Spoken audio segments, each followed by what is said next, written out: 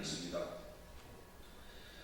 이재명 정부의 출범을 기어코 방해하려 드는 국민의힘은 국정 방해 세력이었습니다. 국민의힘은 대선 패배에도 조금도 정신을 차리지 않았습니다. 국민의힘이 김민석 국무총리 후보자 인사청문회에서 보인 행태는 결코 정당한 야당의 역할이 아닙니다. 국민의힘은 12.3 내란 당시 계엄 표결과 내란 숙의 탄핵안 표결을 회피한 데 이어 새 정부가 출범한 지금은 국무총리 인사청문회마저 억지 프레임을 씌워 망가뜨리고 있습니다. 국민의힘은 출처와 용처가 명확한 자금을 수상한 자금이라 매도하고 김민석 후보자에게 제2 논두렁식의 프레임을 씌워 모욕 주기를 하고 있습니다. 청문회장은 후보자의 자질을 검증하는 자리이지 치조를 위한 검찰의 신문실이 아닙니다. 국민의힘의 억지 정치 공세와 청문회 파행 유도는 국민 주권 정부의 출범을 지연시키고 정부 조직의 공백을 유도하려는 국정 발목 잡기를 넘어서 대선 불복까지 염두에 둔 의도가 아닙니까? 더불어민주당은 국민의 선택으로 탄생한 국민 주권 정부의 정당한 출범을 방해한 그 어떤 시도도 용납될 수 없습니다. 국민의힘은 더 이상 목리를 부리지 마시고 당장 인사청문회장으로 돌아와 청문 보고서 채택에 협조하십시오. 더불어민주당은 이재명 정부 출범을 막으려는 국민의힘의 정쟁 시도를 결코 자시하지 않을 것입니다. 국민과 함께 내란을 끝내고 민생을 회복하는 정치를 책임있게 이끌어 갈 것입니다. 감사합니다.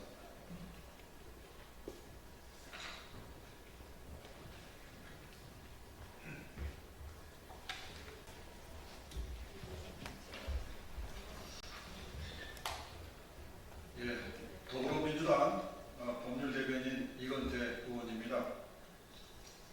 브리핑 시작하겠습니다. 8번의 출석 거부에도 영장 기각한 법원, 윤석열의 방패는 아닌지 강한 의구심이 듭니다. 서울중앙지방법원은 어제 특수공무집행 방해 등의 혐의로 특검이 청구한 윤석열 내란 수괴의 체포영장을 기각했습니다. 법원은 특검이 출석을 요구할 경우 윤 전 대통령이 이에 응할 의사를 밝히고 있다는 점을 기각 사유로 제시했습니다.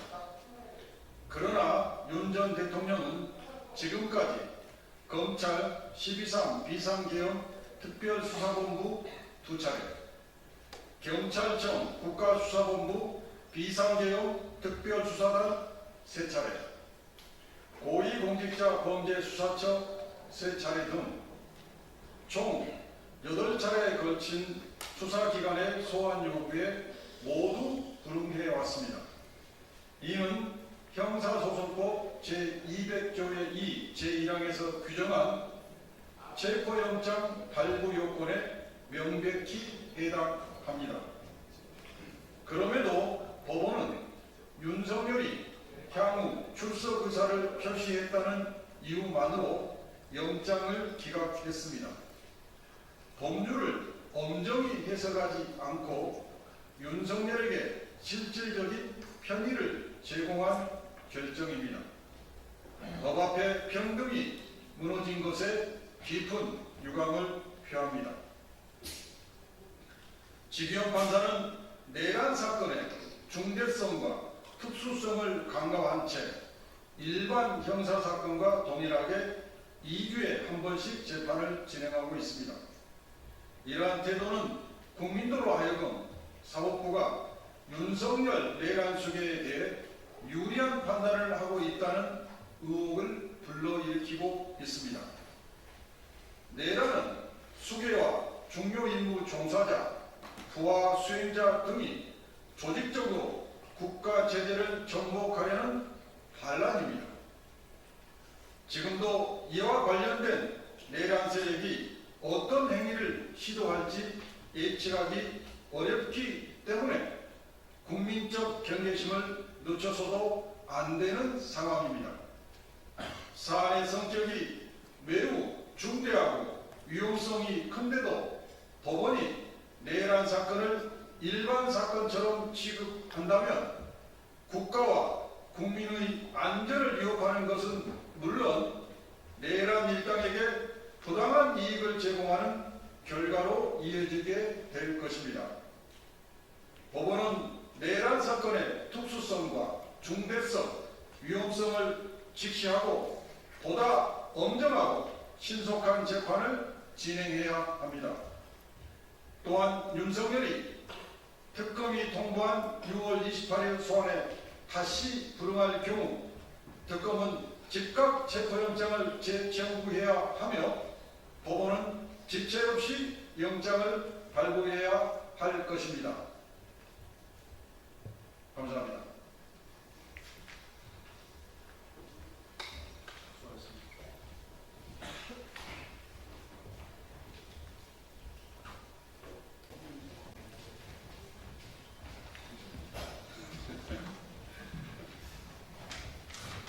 네, 잠시 후에 폭염 휴식권을 부정하는 규제개혁위원회를 규탄하는 기자회견을 시작하도록 하겠습니다. 먼저 함께 기자회견에 함께 해주신 분들 소개해드리도록 하겠습니다.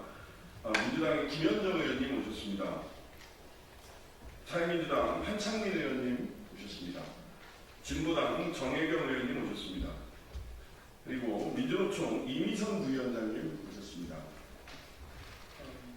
민주노총 공공운수노조 전국물류센터 지부장 정성용 지부장 오셨습니다.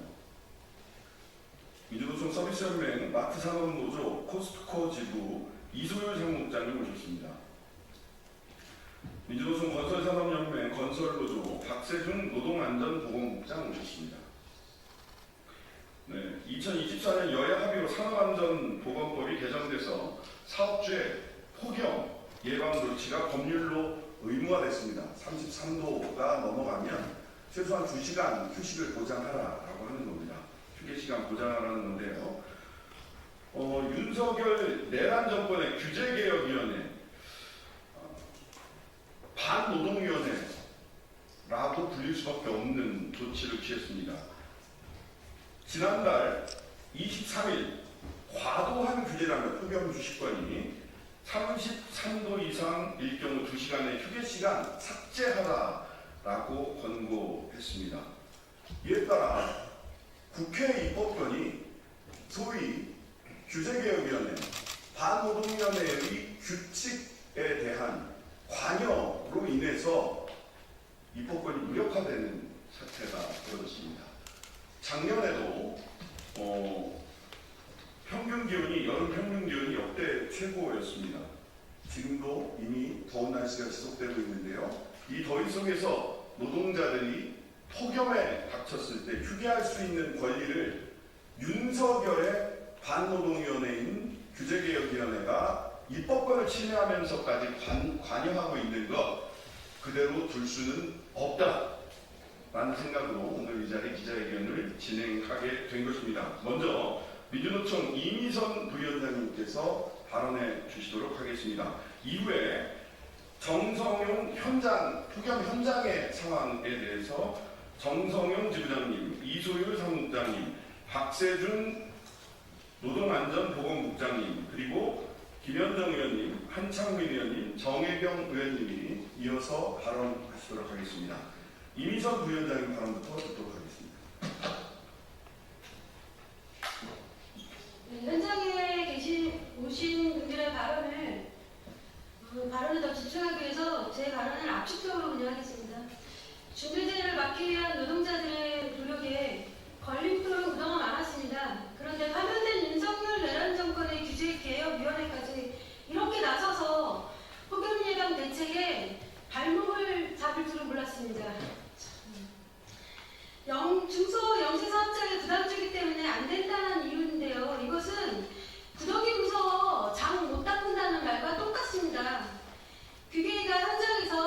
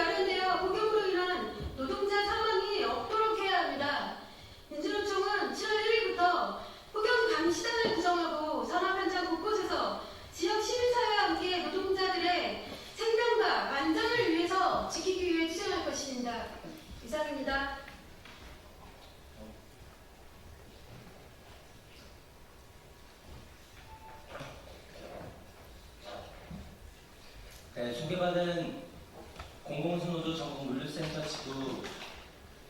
지부장 정성용입니다. 저는 물류센터에서 일하는 노동자입니다. 이번 주 월요일 6월 23일에도 물류센터에서 일했습니다. 야간조여서 오후 6시에 근무를 시작했습니다. 새벽 6시까지 꼬박 12시간을 일했습니다. 어느 때보다 더웠습니다. 이날 저는 특단의 대책을 세우고 출근했습니다. 지금처럼 긴 머리를 동여맬 수 있는 머리끈, 땀을 잡아줄 수 있는 헤어밴드, 그리고 냉감 소재로 만들어진 작업 바지까지 준비할 수 있는 모든 것을 준비했습니다. 하지만 하나도 소용없었습니다. 선풍기 앞에 아니면 도저히 일을 할 수 없는 온습도였습니다. 선풍기 바람이 미치지 못하는 곳에 가면 땀이 흘러내리기 시작했고, 이내 제 속옷 하의는, 팬티는 살과 일체가 되어 이를 끊임없이 분리시키느라 민망한 자세를 취해야 했습니다.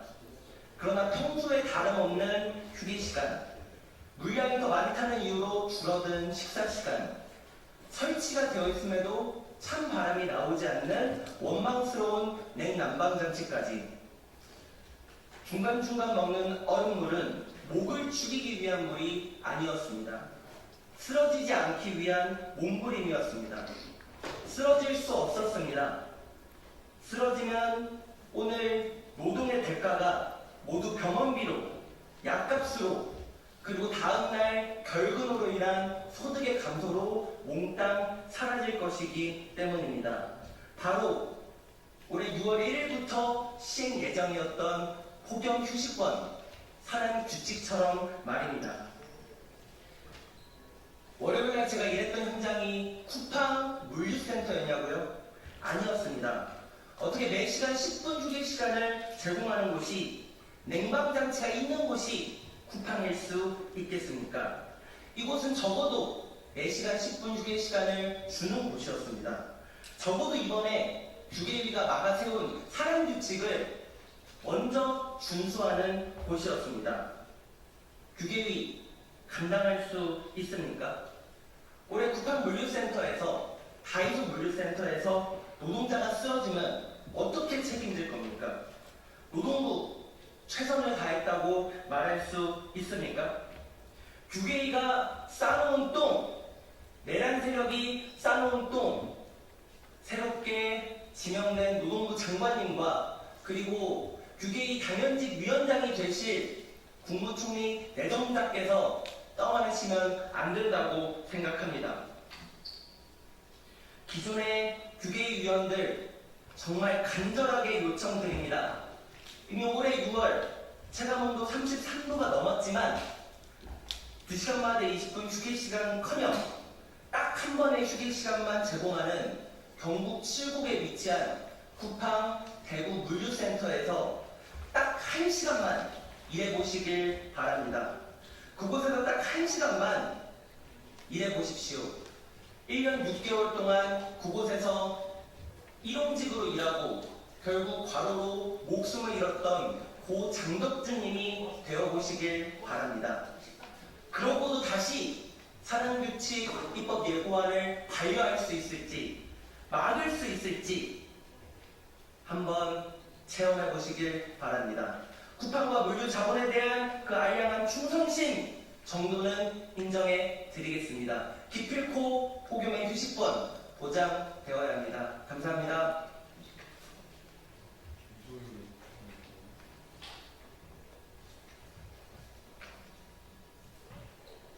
안녕하십니까. 마트노조 포스코 지부 사무국장 이소율입니다. 얼마 전 포스코 폭염 산재 사망을 다룬 드라마를 보셨나요? 3년이 지났지만 저는 드라마 소재로도 보기 힘들었습니다. 2023년 폭염 산재 사망 당시 하남점 주차장에 당시 야당 대표가 방문했습니다. 그 방문만으로도 어떻게든 바뀌겠구나 작은 기대를 했던 기억이 납니다.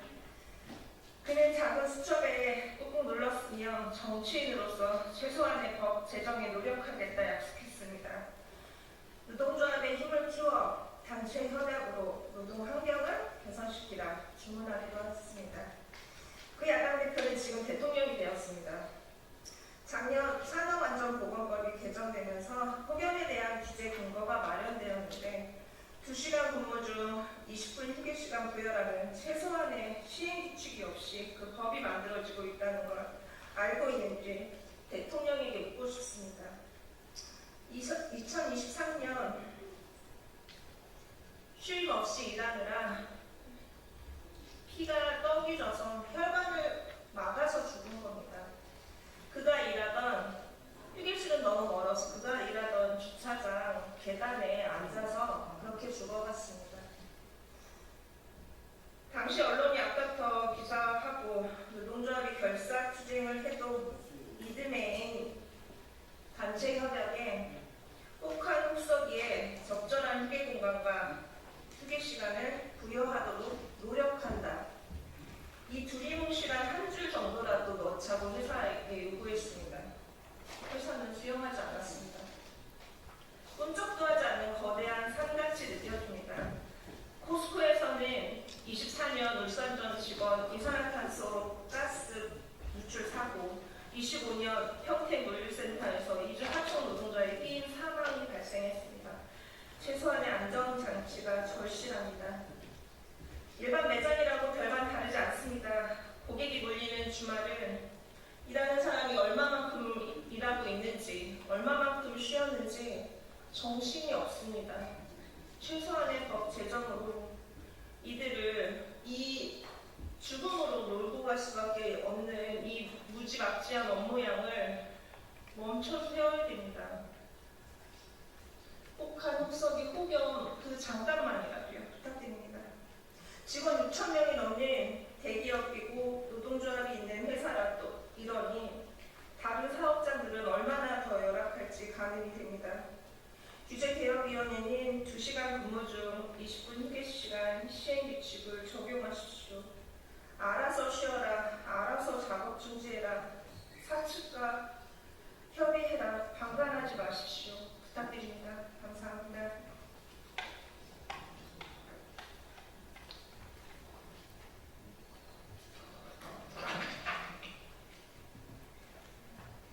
우리 건설노동자는 한여름 뜨겁게 날에서 일합니다.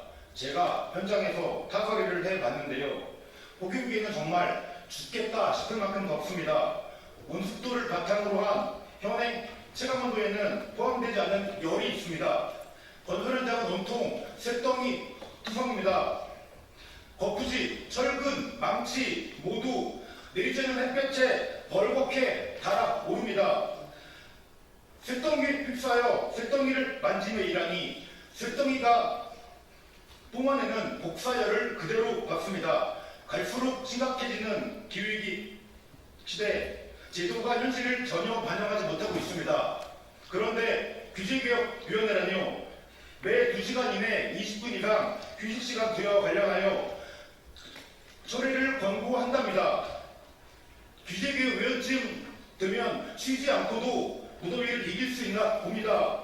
에어컨만 쐬면서 시원한 사무실에서 일하니까 5개 노동자의 건강권은 보이지도 않나 봅니다. 폭염기 건설 현장에 나가보십시오. 2시간 20분이 뭡니까? 그 전에 말 그대로 쪄 죽을 것 같다고 도망칠 게 분명합니다. 탁사행정의 전형입니다. 무더위의 휴식 보장은 노동자의 생명과 안전을 지키기 위한 최소한의 장치입니다. 노동자 건강권을 고려한 정책이라면 휴식 부여가 곤란한 여건에서도 어떻게든 노동자가 쉴 수 있도록 대책을 강구해야 마땅합니다. 사업주에 부담이 된다고요? 그럼 노동자는 더위에 쓰러져 죽으란 말입니까? 얼음팩 몇 개 차고 일한다고 폭염을 이길 수 있을 것 같습니까? 더욱 열악한 중소현장 건설노동자의 목숨은 어떻게 돼도 아무렇지 않단 말입니까? 규제개혁위원회는 왜 이렇게 반노동적일까요? 규제개혁 구성을 찾아보았습니다. 기업 임원, 법학교수, 기재부 장관, 행안부 장관, 공정거래위원장이랍니다. 여기에 노동자 안전을 중으로 하는 노동부 장관은 없습니다. 노동자의 목소리를 대변할 노동자 출신도 없습니다. 이러한 구성에서 노동안전보건의 기본적인 원칙은 사업주를 위한 규제가 되어 개혁의 대상이 되고 맙니다. 이게 노동자의 생명을 놓고 말이나 됩니까? 폭염에도 건설노동자가 죽지 않고 건강하게 일할 수 있게 규제개혁위원회는 재검토 권고를 즉각 처리합니다. 감사합니다. 예, 더불어민주당 평택시정회의원 김현정입니다. 국회가 여야 합의를 통해 법률로 의무화한 폭염시 20분 휴식 의무 규칙이 사라졌습니다. 반노동 인사로만 채워진 윤석열 내란 정권의 규제개혁위원회가 산업안전보건법 하위법령 규칙 조항에 대해 삭제를 공고하며 유명무실화 시켰기 때문입니다. 고용노동부도 이를 받아들여 법 시행 하루 전인 지난 6월 1일 해당 조항을 뺀 채 입법을 보류했습니다. 규제개혁위원회의 이런 행포는 국회의 입법권 침해는 물론 노동자를 폭염에 쓰러질 때까지 일하게 하라는 윤석열 정권의 국회 무시 반노동 정책을 그대로 드러낸 것입니다. 올해 질병관리청의 온열질환 응급실 감시 체계는 평년보다 5일 앞당긴 5월 15일부터 가동됐습니다. 그만큼 더 무덥고 폭염 속 노동자는 더 많은 날들을 위험 속에서 일해야 한다는 뜻입니다. 폭염 보호 대책에 있어 가장 중요하고 기본적인 것은 폭염 속 노동자의 휴식권을 온전히 보장하는 것입니다. 폭염 휴식권을 부정하는 규제개혁위원회를 강력히 규탄하며 폭염 휴식 조항 삭제 공고를 즉각 처리할 것을 요청합니다. 국회 또한 폭염이 더 심해지기 전에 폭염 휴식권이 공고 조항이 아닌 강제 조항으로 작동될 수 있도록 최선을 다하겠습니다. 고맙습니다.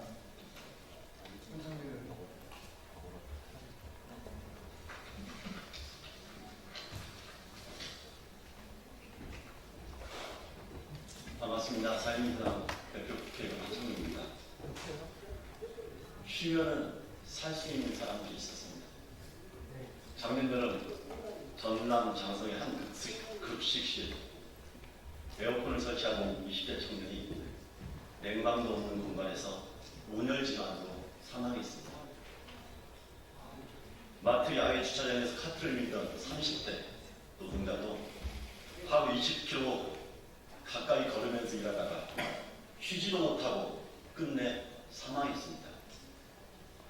누군가는 콘크리트 타설 현장에서, 누군가는 밤일을 하다가, 또 누군가는 창고 안에서 더위 속에서 일하다가 쉬지 못해서 세상을 떠났습니다. 단 20분만이라도 쉴 수 있었다면 그들은 어떠했겠습니까? 이런 아픈 현실을 겪고 2시간 이내에 20분이라는 생명을 지키는 최소한의 휴식 기준이 마련되었던 것입니다. 그런데 대선 직전에 규제개혁위원회는 이마저도 과도한 규제하면서 철회하라고 권고했습니다. 사람이 쓰러지는 걸 막자는데 왜 규제라는 이름으로 이런 말도 안 되는 행태를 벌이는 것입니까? 노동자의 생명과 안전을 경시하는 반노동적인 이런 행태를 왜 반복하는 것입니까? 2015년 6월 이재명 정부가 탄생했습니다. 그리고 다시 폭염을 기다리는 여름이 왔습니다. 이제는 새 정부가 폭염 속에서도 휴식권을 제대로 보장할 수 있도록 만들어내야 합니다. 노동자가 일하다 죽지 않도록 법으로 지켜야 할 최소한의 권리를 보장해야 합니다. 윤석열 정권에서 반노동적인 인사로 구성되었던 규제개혁위원회도 달라져야 합니다. 폭염으로 중대 재해를 일으키는 이 현장을 바꾸고 노동자의 권리를 보장하는 일을 규제개혁위원회는 더 이상 방해하지 마십시오. 산업안전보건규칙 개정에 대한 잘못된 권고를 철회하시기 바랍니다. 이 여름 법이 노동자들의 그늘이 될 수 있도록 저희 국회에서 이 모든 문제가 해결될 수 있도록 최선을 다하겠습니다. 고맙습니다.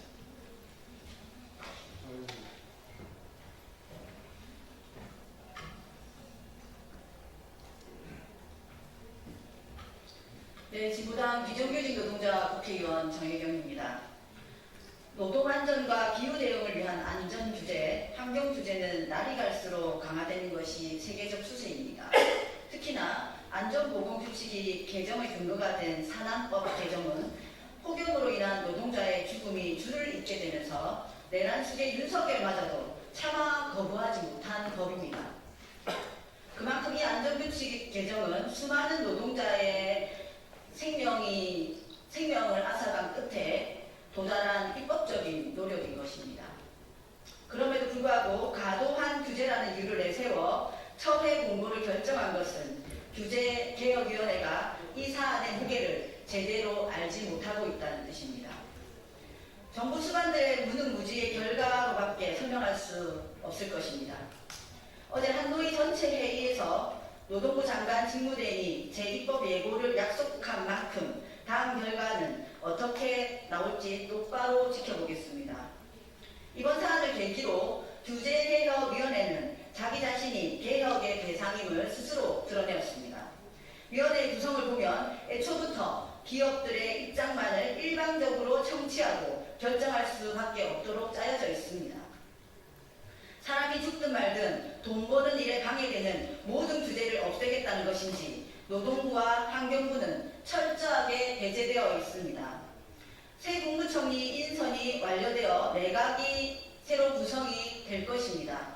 저는 오늘 이재명 대통령께서 국민의 삶을 지키는 것이 책임을 다하는 것이라고 말씀하셨습니다. 국민의 삶을 책임지려면 노동자의 생명과 안전은 필수입니다. 살아야 국민의 삶도 책임지는 것 아니겠습니까? 규제개혁위원회는 반드시 구조가 개편되어야 합니다. 이것이 새 정부가 해야 할 역할이지 않겠는가 싶습니다. 국회도 막중한 책임과 역할이 있습니다. 저는 한노희 국회의원으로서 이 규제개혁위원회가 제대로 개편될 수 있도록 노력할 것이며 진보당은 국민의 삶을 책임지는 역할을 다하도록 하겠습니다. 국민의 생명과 안전, 노동자의 생명과 안전을 지키는 데 최선을 다하겠습니다. 이상입니다. 네. 2023년 6월 코스트코 하남점에서 김동호 씨가 사망했습니다. 그는 6월 17일 43,712보 26.42km를 이동했고 야외 주차장 카트 관리직이었습니다. 6월 18일 36,658보 22.01km를 이동했습니다. 6월 19일 오후 7시까지 29,107보 17.36km를 이동했습니다. 이날은 좀 적죠? 이동 거리가. 왜냐하면 그날 온열 질환으로 사망했기 때문입니다. 제2의 김동호를 윤석열의 규제개혁위원회 따위가 만들겠다는 것입니까? 규제개혁위원회를 규탄합니다. 그리고 이재명 정부가 온열 질환으로 사망하고 아픈 노동자들을 더 이상 만들지 않기를 여기 기자회견에 참여한 모든 사람들이 요구합니다. 기자회견 방법은 생략하겠습니다. 이것으로 기자회견 모두 마치겠습니다. 감사합니다.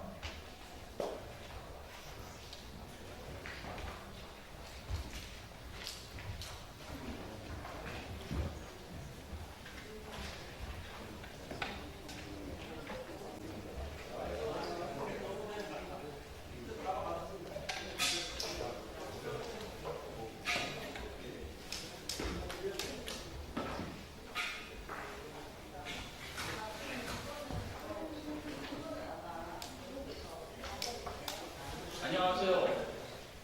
더불어민주당 대변인 김지우입니다. 국민의힘은 끝내 반성과 쇄신을 거부하고 자멸의 길을 택할 작정입니까? 김용태 비대위원장의 임기 종료를 앞두고 최고위원들에게 권한을 나누는 방식이 집단 지도체제 전환이 부상하고 있다고 합니다. 과도한 권한 집중을 막겠다는데 헛웃음만 나옵니다. 국민의힘은 그렇게 변화와 쇄신에 대한 요구가 두렵습니까? 최소한의 반성과 퇴신마저 거부하려는 몸부림에 지나지 않습니다. 기득권을 지키기 위해 똘똘 뭉친 시민들의 행태가 참고 보기 힘겨울 정도입니다. 국민을 준엄한 심판에도 국민의힘은 끝내 정신 못 차렸습니까?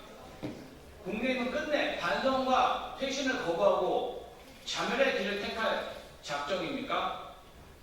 도로 친윤당이 된 국민의힘은 내란 청산의 첫 걸음조차 떼지 못하고 있습니다. 심지어 이제는 새 정부의 출범을 방해하며 내란 동식을 저지하려 하고 있습니다. 국민의힘은 내란 동조 정당도 모자라 내란 세력의 최후 결집지 역할을 자임하려고 합니까? 지금 국민의힘이 가려는 길은 변화와 쇄신을 거부하고 자멸의 기름을 직시 하시길 바랍니다. 뼈를 깎는 자기 반성과 쇄신 없이 국민의힘이 살아날 방법은 없음을 엄중히 경고드립니다. 방통위를 볼모 삼은 이진숙 위원장의 행패, 국무회의는 불만 토로의 장이 아닙니다. 이진숙 방통위원장의 만행이 점입가경입니다.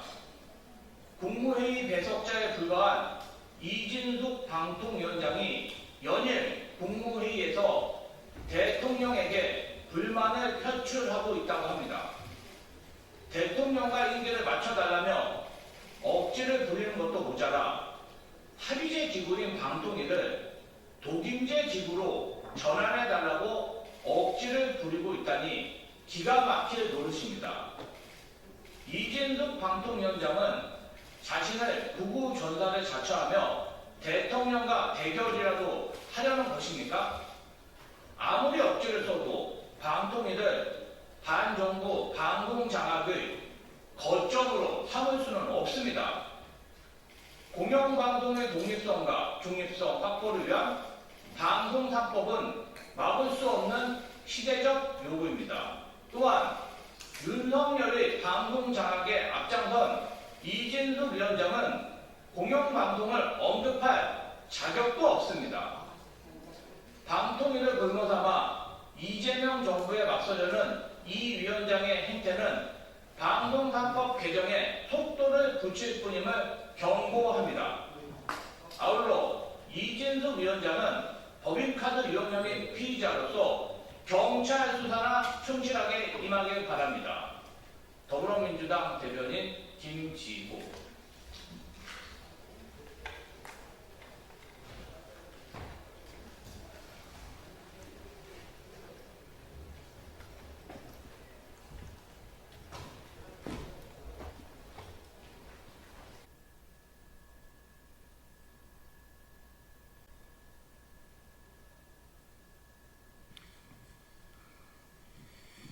네, 안녕하십니까. 더불어민주당 원내대변인 문금주입니다. 6월 26일 언론 브리핑 하겠습니다. 더불어민주당은 민생 경제를 되살리기 위한 추경의 조속한 처리에 온 힘을 다하겠습니다. 이재명 대통령께서 국회 시정연설을 통해 이재명 정부의 첫 추가경정 예산안을 설명하고 조속한 추경 심사와 처리를 요청했습니다. 이재명 대통령은 지금은 경제가 다시 뜰 수 있도록 정부가 나서야 한다며 경기 회복에 골든타임을 놓쳐서는 안 된다고 강조했습니다. 윤석열 정권의 무능과 무책임에 고물가, 고금리, 고환율이 더해지며 민생과 경제는 깊은 수렁에 빠졌습니다. 더욱이 12.3 내란은 민생과 경제를 헤어나올 수 없는 침체로 내몰았습니다. 더불어민주당은 무너진 경제를 회복하고 민생 경제를 살리는 일이 가장 시급하다는 이재명 대통령의 현실 인식에 뜻을 같이하며 추경의 조속한 심사와 처리를 위해 힘쓸 것입니다. 이재명 정부의 첫 추경은 위기에 처한 민생과 경제를 되살리는 것은 물론이고 성장의 새로운 활력을 불어넣을 것입니다. 그러나 추경의 신속한 처리를 위해서는 국민의힘 등 야당의 협조가 매우 중요합니다. 대한민국이 내란을 극복하고 새로운 미래로 나아갈 수 있도록 야당도 힘을 보태길 간곡히 호소합니다. 저성장이 지속되면 우리는 벗어날 수 없는 악순환에 빠지고 말 것입니다. 첫째도, 둘째도, 셋째도 민생입니다. 신속한 추경 처리로 경제와 국민의 삶을 지키는 데 함께 해주시길 부탁합니다. 더불어민주당은 이재명 정부와 함께 국민의 숨통을 트이고 민생과 경제를 되살리기 위해 온 힘을 다하겠습니다. 감사합니다.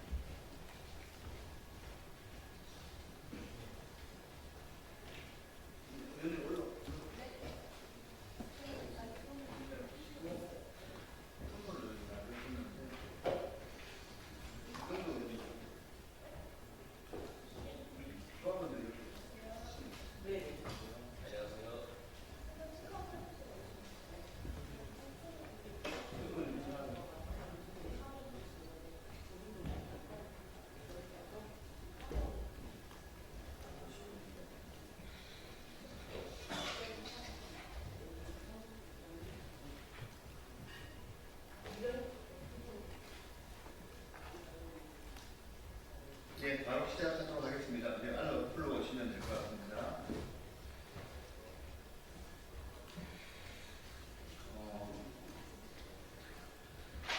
이 학교 예술 강사 사업 수용 촉구, 수용 예산 촉구하는 기자회견입니다. 아시다시피 BTS가 전원 합의체로 최근 병역 의무를 마치고 복귀하는 게 연일 이슈가 되고 있습니다. 그리고 토종 뮤지컬이 미국 토니상을 받아서 육관왕을 했다고 합니다. 그래서 또다시 뉴스거리가 되고 우리 한국의 문화예술 강국의 위상들을 높이는 과정들이 되고 있습니다. 이런 지금 현재의 문화예술 강국의 현실은 학교 문화예술 교육이 샘물로서 작용을 했기 때문입니다. 하지만 지난 윤석열 정부 시기 이 샘물과 같은 문화예술 교육 예산들을 제로로 만들고 문화적 감수성이 없는 내람 세력들이 학교 문화예술 교육부터 망치려고 하는 작태들이 계속 이어져 왔습니다. 이 작태들을 멈추고 다시 문화예술 교육 강국의 면모를 새로운 정부, 이재명 정부, 국회가 나서서 추경으로 되살려주기를 간절히 희망하는 기자회견입니다. 학교문화예술교육 국회가 관련해라 첫 번째 여론 말씀 듣도록 하겠습니다. 정부 학교 비정규직 노동조합 민태호 위원장님 여론 말씀입니다. 네, 안녕하십니까. 전국 학교 비정규직 노동조합 위원장 민태호입니다. 이재명 대통령은 6월 6일 현충일 기념식에서 특별한 희생에는 특별한 보상이 따라야 한다고 했습니다. 작년 12월 3일 비상계엄이 터졌던 그 밤에 저희 전국 학교 비정규직 노동조합 50명의 간부들이 국회 앞에 번개처럼 모였습니다. 장갑차를 가로막고 국회가 비상계엄을 해제할 때까지 목숨을 걸고 싸웠습니다.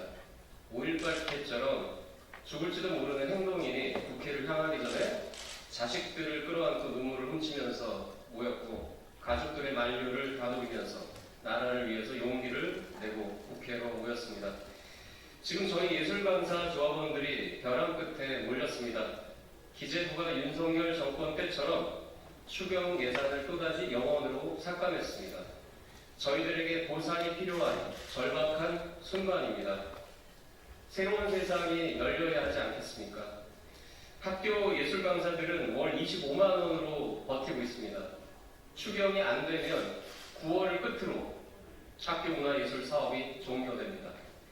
윤석열 정부의 폭정으로 기재부가 학교 문화예술 사업 추경안을 반복해서 영원으로 삭감했을 때 민주당은 반복해서 윤석열 정부를 규탄했습니다. 2023년 수준으로 예산 회복을 촉구했습니다. 그러나 기재부가 아직도 윤석열 정부의 정책 기조를 바꾸지 않고 있습니다. 또다시 추경 예산을 영원으로 삭감해서 올렸습니다. 학교 문화예술 사업을 9월 이후 중단하라는 시한부 통첩을 한 것입니다. 저임금과 고용 불안 속에서도 학교 문화예술 프로그램을 직접 개발하고 갖고 왔습니다. 지난 25년간 수천만 명의 학생들에게 문화예술의 꿈과 영감을 심어주었습니다. 그 학생들 중에는 BTS 멤버들도 있었고 수많은 아티스트들이 영감을 받고 탄생했습니다.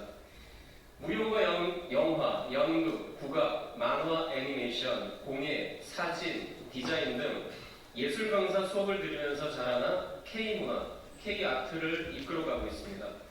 빛의 혁명 투쟁의 성과로 탄생한 이재명 정부에서 학교 문화예술 사업이 되살아나고 빛나야 하지 않겠습니까? 이번 국회 예산심의에서 학교 예술 강사 사업에 대해 추경 예산이 수립될 수 있도록 정부와 국회가 용단을 내려주실 것을 촉구드립니다. 이상입니다. 고맙습니다. 예, 세 분 의원님 발언 연이어듣도록 하겠습니다. 예, 진보당 농림해양수산위 의원이시면서 곧 구성될 예산결산위원회 위원을 준비하고 계십니다. 전정덕 의원님 말씀 듣겠습니다. 네, 안녕하십니까. 진보당 국회의원 전정덕입니다. K컬처가 전 세계를 강타하고 있습니다. 문화 강국 대한민국의 자부심입니다. 그러나 K컬처 문화 강국 새싹을 키우는 학교 예술 강사 노동자들은 정부 예산 삭감으로 생계를 이어가며 교육 현장에서 밀려나고 있습니다. 학생들이 그림을 그리고 춤을 추고 악기를 연주하는 그 시간은 치유와 성장의 시간이며 문화 강국의 미래를 만들어가는 시간입니다. 그 한가운데 예술 교육의 소중한 가치를 지키는 학교 예술 강사들이 있습니다. 실제 학교 문화예술 교육에 대한 학생의 만족도는 90점대로 높은 평가를 받고 있습니다. 그러나 예술 강사들의 현실, 고용불안, 저임금, 건강보험 미가입 등 열악한 처우는 매년 반복적으로 지적되고 있습니다. 더군다나 2년 만에 예산이 547억에서 80억으로 86%나 삭감되었습니다. 2차 추경에 편성되지 않는다면 초중고 학생들은 문화예술 교육을 받을 권리를 박탈당하게 되고 예술 강사들은 생계 문제로 현장을 떠날 수밖에 없습니다. 예술 강사 제도는 단순히 일자리 정책이 아닙니다. 문화 강국으로 우뚝 서기 위한 근간이자 예술을 통해 아이들이 성장할 수 있는 공공교육의 미래입니다. 예술 강사를 살리는 일은 우리 아이들의 미래를 지키는 일입니다. 예술 교육을 되살리는 일은 대한민국의 품격을 되살리는 일입니다. 이재명 대통령이 후보 시절 문화예술 산업계 종사자들 일궈낸 K콘텐츠 열풍 국가가 날개를 달아드리겠습니다 했던 약속을 기억하고 있습니다. 문화 강국의 미래를 만들어가는 학교 예술 강사 노동자들부터 날개를 달아야 합니다. 국회에서 예결위에서 문화예술 교육 예산이 반드시 추경을 통해 복원될 수 있도록 최선을 다하겠습니다. 고맙습니다. 네, 감사합니다. 예, 최근 최연소 국회의원으로 국회에 입성하셨습니다. 마침 문화체육관광위에 배정받으셔서 첫 대정부 질의도 예술강사 사업과 관련된 질의를 하셨습니다. 진보당 손솔 의원님 발언 듣도록 하겠습니다.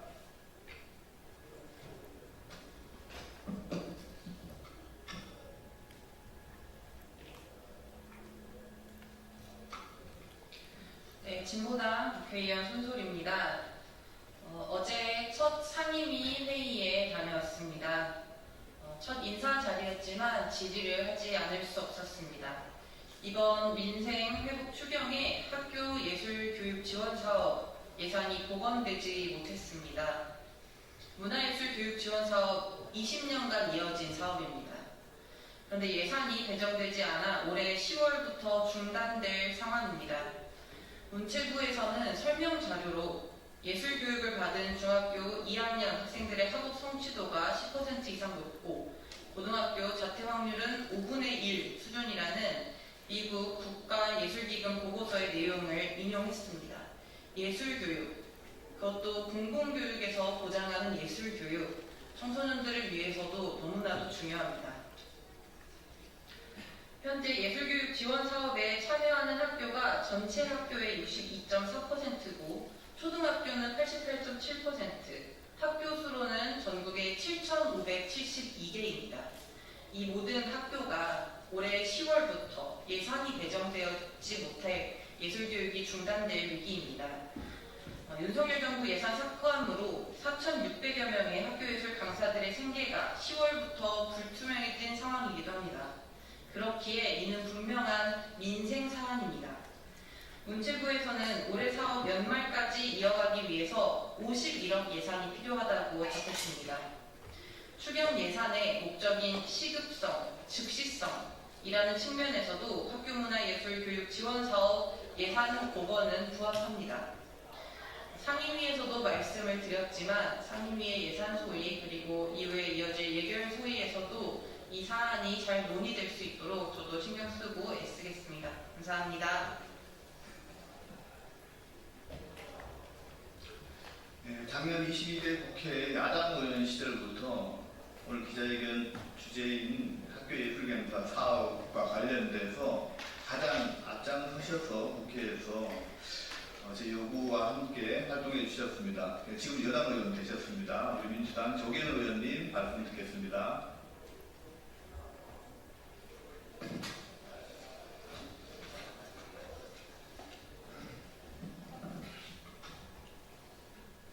예, 더불어민주당 문화체관광위원회 소속 조계훈 의원입니다.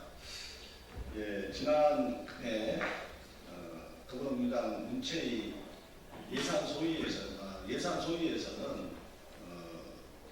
학교 예술 강사 지원 사업의 예산에 대해서 증액 편성을 했으나 여러분도 다 아시다시피 그의 예산안 결정은 간액 예산밖에 설정이 안 됐을 없는 상황, 정치적 상황이 있었고 그로 인해서 이번 예산에서는 지금 올해 예산에서 빠져 있었는데 그 예산은 당연히 추경 예산을 통해서 복원이 될 줄 알았습니다. 그런데 안타깝게도 이번에 기재부에서 올린 추경안에 학교 예술 강사 지원 사업 예산이 빠져 있습니다. 그러면 이제 이 부분에 대해서는 당연히 추경을 통해서 보완이 복원이 돼야 된다 이렇게 생각하고 있는데 만약에 그게 복원이 되지 않으면은 지방교육재정의 매칭 예산 약 145억도 불용이 될 것으로 불용이 되게 됩니다. 때문에 당연히 이번에 학교 예술 강사 지원 예산 부족분 51억의 매칭이 돼야만이 원활하게 올해 남은 기간 그것도 9월까지밖에 안 됩니다. 그래서 저는 이제 문체위 상임위 예산 소위에서 추가적으로 10월부터 12월까지 학교 예술 강사 교육이 이루어질 수 있는 예산을 편성해 보니까 한 117억 정도가 더 추가로 소요가 되더라고요. 이건 이제 지방교육재정이 매칭이 안 되기 때문에 문체부 추경 예산으로 추가로 한번 제기를 해볼 생각입니다. 이재명 정부는 일찍이 김구 선생님이 꿈꾸었던 문화대국, 문화강국을 국가 기전으로 삼고 있습니다. 대한민국의 국토는 작지만은 전 세계에 걸쳐서 문화 영토를 가장 크게 가져가고 있는 대한민국 아니겠습니까?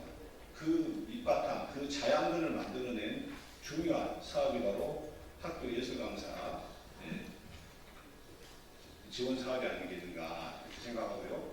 또 그를 통해서 많은 성과들이 입증이 되었습니다. 그리고 교육 만족도도 높고요. 당연히 이루어져야 될 학교 예술 강사 교육이 지금 표류하고 있습니다. 이 문제 해결을 위해서 더불어민주당은 최선을 다해서 이번 추경을 통해서 반영이 될 수 있도록 하겠습니다. 고맙습니다. 예, 고맙습니다. 두 분 현장 발언 듣도록 하겠습니다. 두 분 연극 수업을, 우리 아이들에게 연극 수업을 담당하고 계십니다. 한 분은 멀리 제주에서 오셨습니다. 이석진 제주예술강사 선생님, 그리고 전국 분과장이기도 하신데요. 우리 기자회견문은 자료로 대체하는 걸 하고 손석주 분과장님 마무리 발언 듣도록 하겠습니다.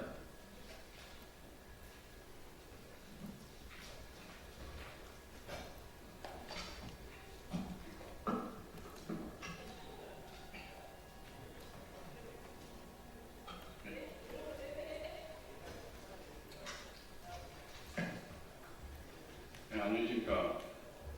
저는 오늘 전국의 수많은 학교 예술 강사들을 대표하여 이 자리에 섰습니다. 이 자리는 단지 우리의 권리를 외치는 자리가 아니라 우리 아이들의 미래와 학교 예술 교육의 존속을 위한 절박한 호소의 자리입니다. 그 교육을 이끌고 있는 학교 예술 강사들의 현실은 점점 더 벼랑 끝으로 내몰리고 있습니다. 첫째, 고용의 불안정 구성은 우리의 삶을 총들이째 흔들고 있습니다.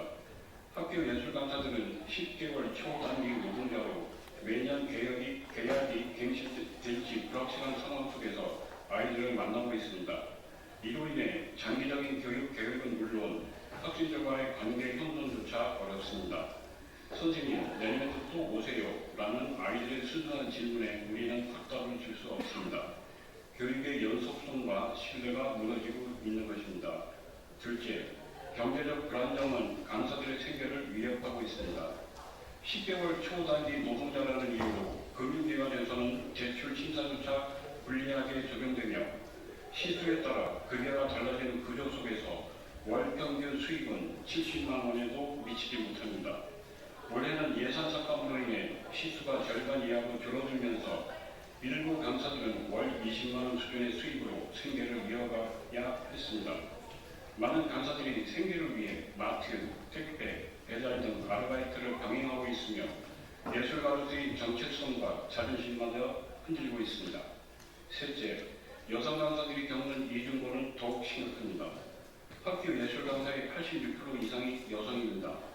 그러나 단축된 계약 기간과 불안정한 고용 구조는 임신, 출산, 육아와 같은 삶의 중요한 순간마다 여성 강사들을 더욱 취약하게 만듭니다. 출산 휴가나 육아 휴직은 더 보장받기 어려워진 현실입니다. 우리는 묻고 싶습니다. 아이를 낳고 돌보는 것이 왜 이렇게 힘들고 고통스러운 일이 되어야 하는지. 그리고 무엇보다 지난 윤석열 정부 2년간 정부 예산 삭감은 학교 예술 강사들의 삶을 총들이째 흔들고 있습니다. 2023년 약 570억이라는 예산의 86%나 삭감되었습니다. 이로 인해 수업은 절반 이하로 줄었고 강사들은 생계를 위해 다른 일을 병행해야 하는 상황이 놓였습니다. 이러한 변화는 사전 공론화나 협의 없이 행정 통보로만 이루어졌으며 학교 문화예술 교육의 성과나 현장 시태에 대한 평가조차 없었습니다. 26년째 이어온 학교 예술 강사 지원 사업이 단 한 번의 설명 없이 너무나 일반적이고 폭력적인 방식으로 사라질 위기에 처해 있는 것입니다. 정부와 교육당국에 다시 한번 강력히 요청드립니다. 학교 예술강사 지원 사업의 예산을 원상복구하고 이번 추경에 반드시 반영해 주십시오. 강사들의 고용 안정과 처우 개선을 위한 제도적 장치를 마련해 주십시오. 예술교육의 질은 결국 강사의 삶의 질에서 비롯됩니다. 우리 아이들이 예술을 통해 더 넓은 세상을 꿈꿀 수 있도록 그 꿈을 지켜주십시오. 국가와 정부가 이렇게 경이롭고 아름다운 수업을 학교 예술 강사들로부터 전국의 수많은 학생들에게로부터 꼭 빼앗아 가야만 하겠습니까? 이재명 대통령의 공약을 반드시 지켜주시고 예술 강사들의 절박한 목소리가 추경 예산에 반드시 반영되도록 해주시길 간곡히 호소드립니다.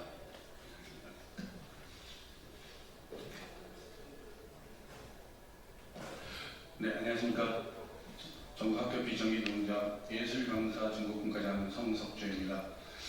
예, 예술 강사 사업은 정부의 사업하기 전부터 시작하면 26년이 되었습니다. 26년이 되었는데 아직도 제자리를 잡지 못하고 지금 갈팡질팡하고 있는 것이 현실입니다. 2023년도 예술 강사의 총 인원이 5,000명이 넘었습니다. 그런데 예산이 삭감하고 하다 보니까 현재 2025년에 예술 강사는 400여 명이 줄어든 4,600명대입니다. 예, 그리고 이 예술 강사들이 실력이 있는 예술 강사 26년 동안 또 25년 동안 실력 있는 예술 강사들이 지금 예산 삭감으로 인해서 이 예술 강사 일을 떠나고 있습니다. 실력 있는 예술 강사들이 떠나고 있습니다. 이 자원들을 나중에 어떻게 할 것인지 참 궁금합니다. 그래서 지금의 이 추경이 대단한 액수로 추경되는 것도 아닙니다. 예술 강사들의 현 연봉이 310만 원입니다. 일반 노동자들의 한 달 월급도 만도 못합니다. 그리고 아까도 말씀드렸지만 20만 원대입니다. 월급이 20만 원대입니다. 이거 가지고 어떻게 살겠습니까? 그러다 보니까 실력 있는 우리 예술 강사들이 자리를 떠나고 있는 것입니다. 제발 좀 생명 연장이라고 생각하시고 추경을 꼭 추진해 줬으면 좋겠습니다. 예, 감사합니다.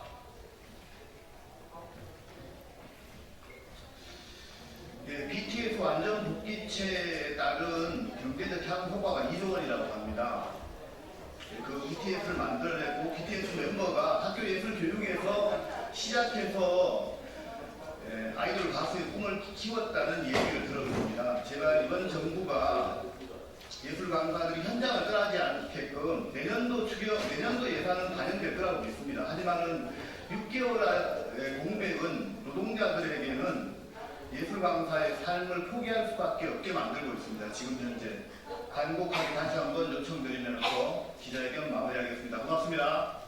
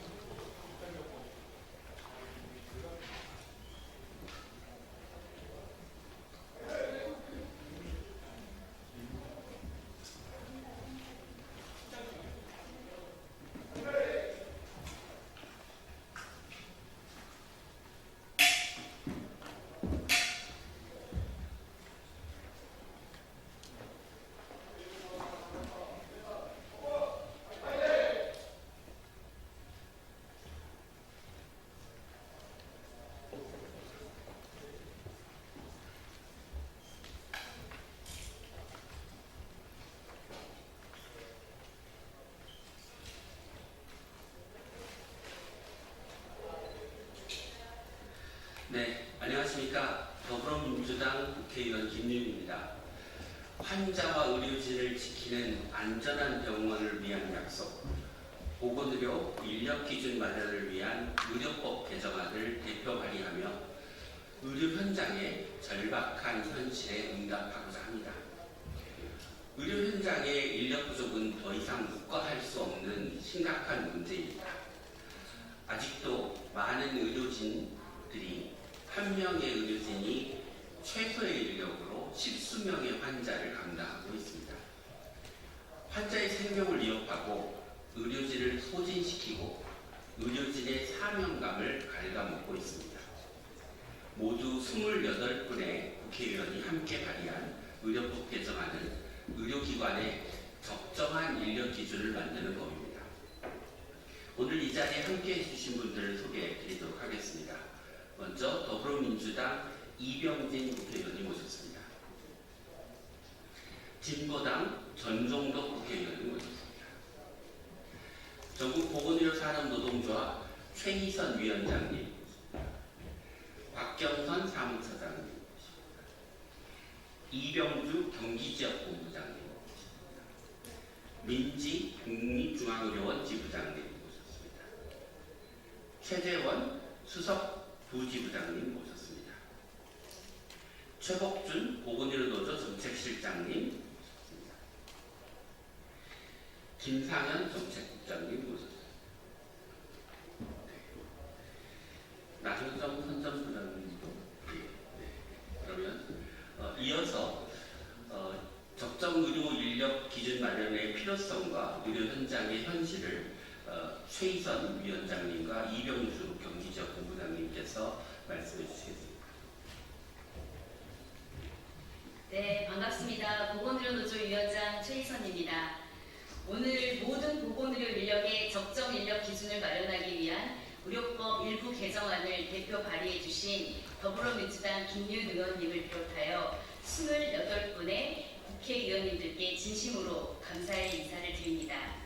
보건의료 인력의 인력 기준은 의료기관에서 일하는 노동자들의 일과 생활의 균형을 맞추기 위한 것은 물론 환자의 안전을 위해 가장 필요한 제도 중에 하나입니다. 언론 보도를 통해 많은 분들이 아시겠지만 의료기관의 노동 현장은 환자의 안전을 위해 엄청난 긴장을 유지해야 하는 가운데 낮과 밤이 바뀌는 교대 근무로 365일 빈틈없이 지켜야 하는 곳입니다.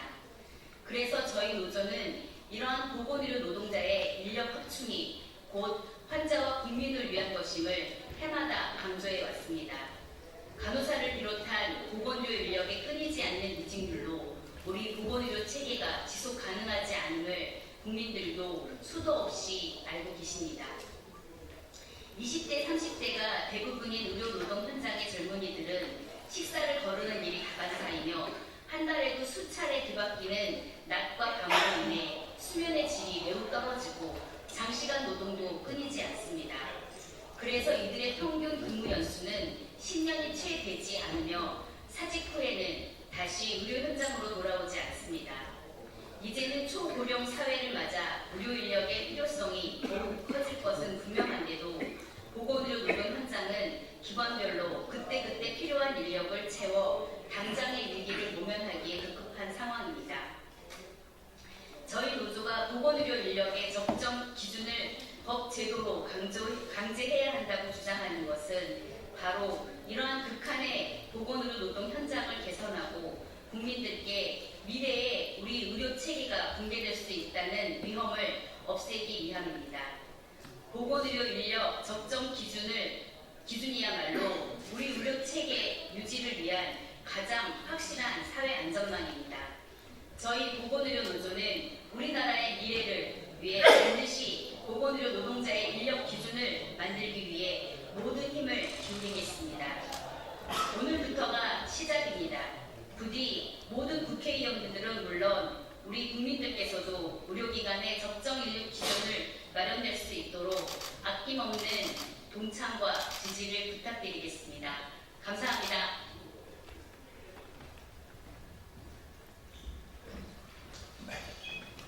안녕하십니까. 보건의료노조 경기지역본부장 이병주입니다. 저는 의료기사로서 현장에서 20년간 일해온 의료진이기도 합니다. 우리 국민들께서 안전하게 이용하는 병원은 수십 종류의 전문 인력이 밤낮없이 상주하며 손발을 맞추고 한시도 집중력을 잃지 않아야만 운영이 가능합니다.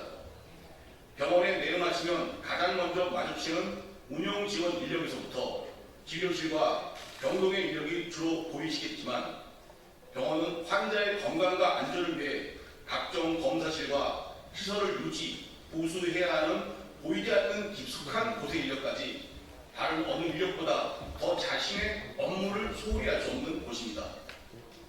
그렇게 지금까지 저희 보건의료 노동자들은 스스로의 건강보다 환자의 안전을 더 우선해 두며 일해왔습니다. 하지만 전국의 병원들은 모두 서로 다른 인력 운영과 체계를 가지고 있어 표준적인 노동 환경을 제공하지 못하고 있습니다. 업무의 범위도 기관마다 다르며 장비와 시설에 맞춰 인력을 배치하다 보니 같은 업무라도 지역과 기관마다 천차만별의 노동 조건에 처해 있기도 합니다. 그러나 업무 범위와 인력 수급 관련 논의만으로는 노동 환경이 안정적으로 유지되지 않습니다.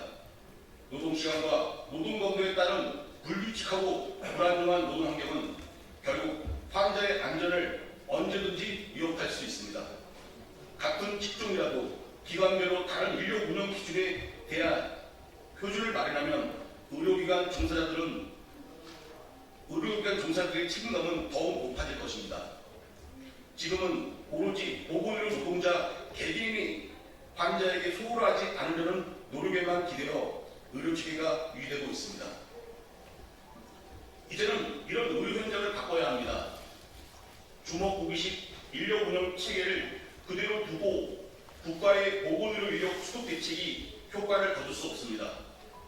고른 노동 환경의 유지야말로 서로 다른 직종 간 협력 체계를 더욱 정교하게 만들 수 있습니다.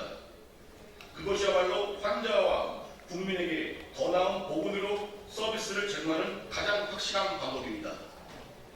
적정 인력 기준 마련을 위해 의료급이 배정될 수 있도록 우리 국민들께서 도와주시길 간곡히 호소드립니다. 감사합니다.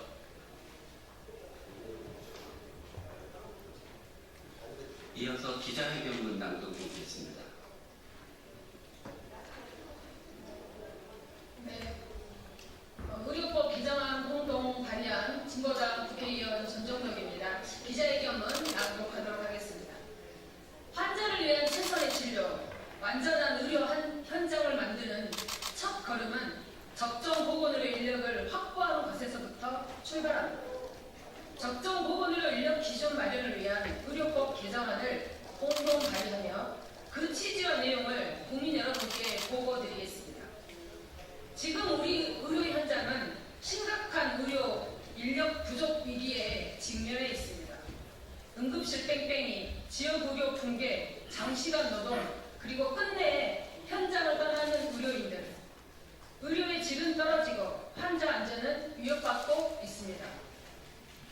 이 위기의 근본 원인은 적정 보건의료 인력 기준의 부재입니다.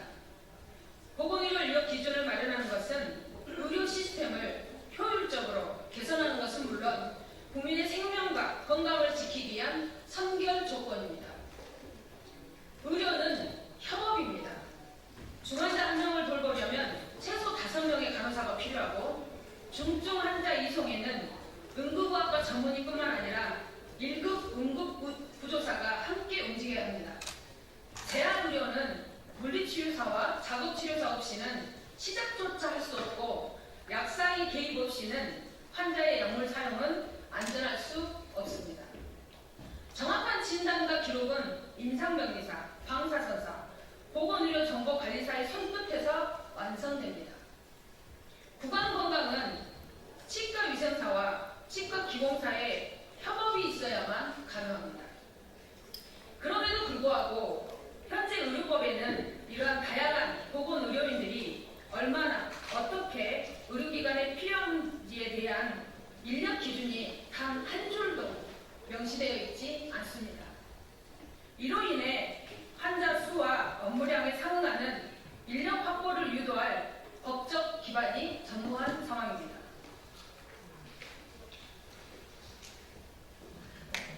이에 다음과 같은 내용을 담은 의료법 일부 개정 법률안을 발의합니다. 첫째, 보건복지부 장관이 의료기관의 종별로 보건의료 인력의 적정 인력 기준을 마련하도록 법적 의무를 부과합니다. 기준 수립 시 환자 안전, 의료의 질, 근무 여건 등을 반영하고 교대 근무 인력 기준도 포함하도록 했습니다. 둘째, 해당 기준을 충족하는 의료기관에는 행정적 재정적 인센티브를 부여할 수 있도록 하였습니다. 특히 의료 취약지에는 우선적, 차등적으로 기준을 적용할 수 있도록 하여 지역 간 의료적 격차 해소에도 기여하고자 합니다. 셋째, 의료기관 실태 조사에 인력 기준 이행 여부를 포함시켜 제도의 실효성을 높였습니다.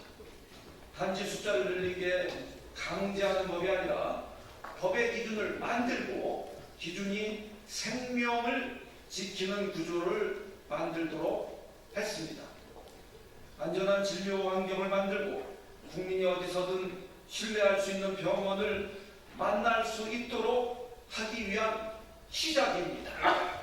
의료기관의 적정 인력 확보는 환자에게는 안전한 치료 환경을, 보건의료 노동자에게는 건강한 노동 환경을 지켜주는 기준입니다.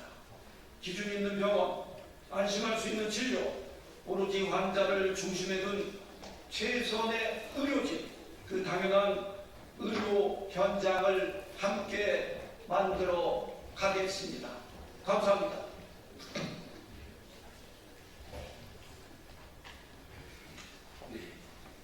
안전한 의료 환경과 의료 노동자들의 이 보람을 느끼면서 일을 할 수 있도록 의료 개정안에 많은 관심과 지지를 부탁드립니다. 이것으로 기자회견을 마치도록 하겠습니다. 감사합니다.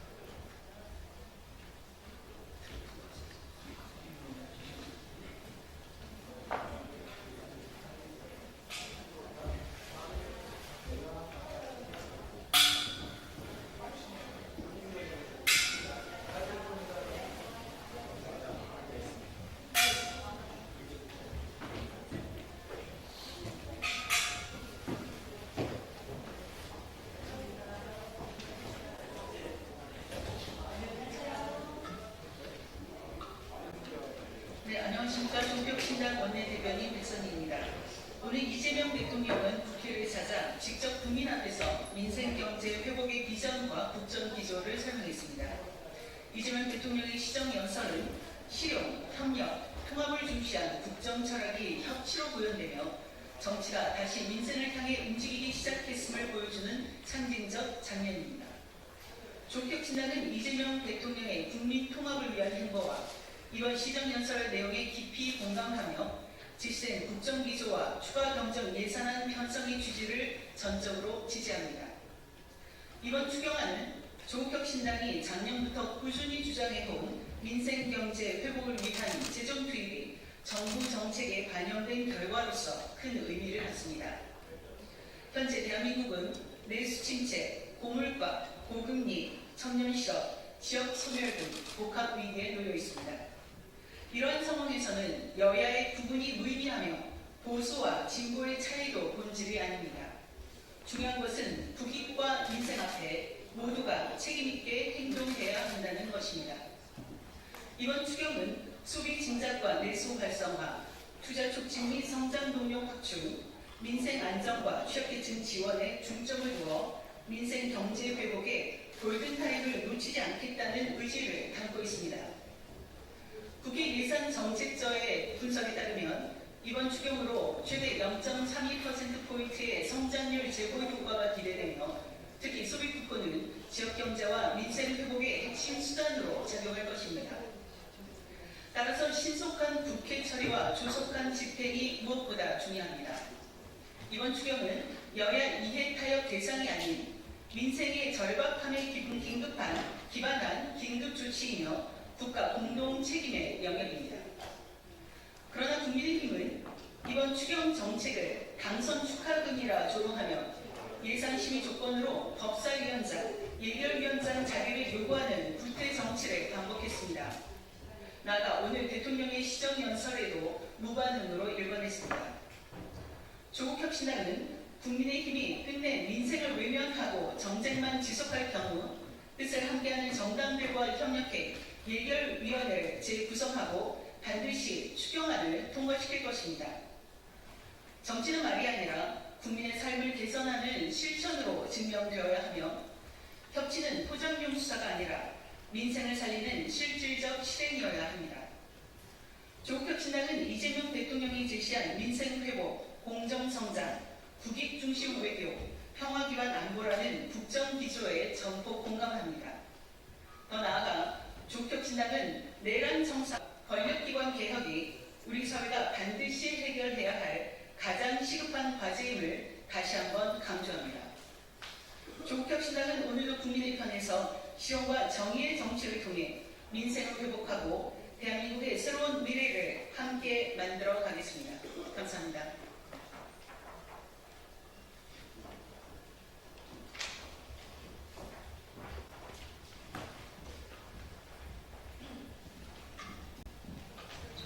네, 진보당 브리핑 시작하겠습니다. 부대변인 이미선입니다. 세월호 특조위 방해한 박근혜 정부 인사들 무죄. 대법원은 국가범죄에 면죄부를 줬습니다. 대법원이 4.16 세월호 참사 특조위의 진상규명 활동을 조직적으로 방해한 혐의로 기소된 박근혜 정부 고위 인사 8명 전원에게 무죄를 확정했습니다. 이는 참사의 진실을 은폐하고 독립조사기구를 무력화한 중대한 국가범죄에 대해 사법부가 끝내 그 책임을 묻지 않겠다는 선언이나 다름없습니다. 진보당은 이 판결을 강력히 규탄합니다. 세월호 참사가 단순한 직무집행에 대한 무책임의 문제가 아니지 않습니까? 박근혜 전 대통령의 세월호 7시간 등 핵심 의혹의 진상규명을 막기 위해 청와대와 정부 고위 인사들이 조직적으로 개입한 국가권력 남용 행위였습니다. 공무원 파견 중단, 예산 미집행, 진상규명국장 임용 방해, 특조위 부위원장 교체 방안 검토 등은 모두 특조위 활동을 사실상 마비시키기 위한 수단이었습니다. 그럼에도 불구하고 법원은 구체적인 권리가 침해된 것이 아니다라는 형식적 논리에 따라 무죄 판단을 반복했고 대법원 역시 이를 그대로 수용했습니다. 이는 정의와 상식에 반하는 판결이며 피해자들의 권리를 또다시 짓밟는 결정입니다. 이번 대법원 판결은 국가가 저지른 명백한 범죄에 면죄부를 줬고 권력자들이 참사의 진실을 은폐해도 처벌받지 않는다는 잘못된 선례를 남겼습니다.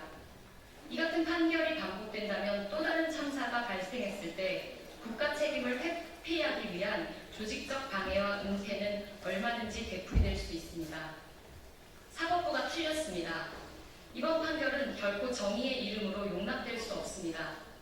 피해자에게는 진실을 알 권리와 정의를 요구할 권리가 있으며 국가는 이를 보장할 책임이 있습니다. 이 당연한 원칙을 외면한 사법부의 책임은 결코 가볍지 않습니다. 이상 브리핑 마치겠습니다.